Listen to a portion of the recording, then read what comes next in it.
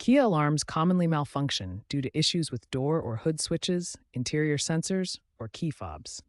False alarms are often triggered by electrical faults, not actual security breaches. Start by checking the door and hood switches for corrosion or misalignment. These switches use magnets to detect closure, and any disruption can send a false open signal, triggering the alarm. Next, consider the interior motion sensors. These can be overly sensitive, triggering from minor vibrations or loose wiring. Finally, examine your key fob. A weak battery or signal interference can cause it to miscommunicate with the car's body control module, leaving the alarm in a stuck state. Determine if wet weather is exacerbating the problem, as moisture corrodes switches. First, try resetting the system by disconnecting the car battery for 5 to 10 minutes to clear BCM errors.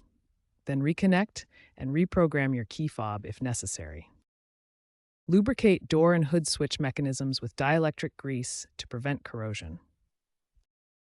For interior sensor issues, adjust the sensitivity or replace the sensor if faulty.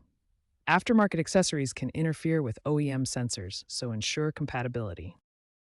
Software updates are available over the air for 2021 and newer models to remotely reprogram alarm modules.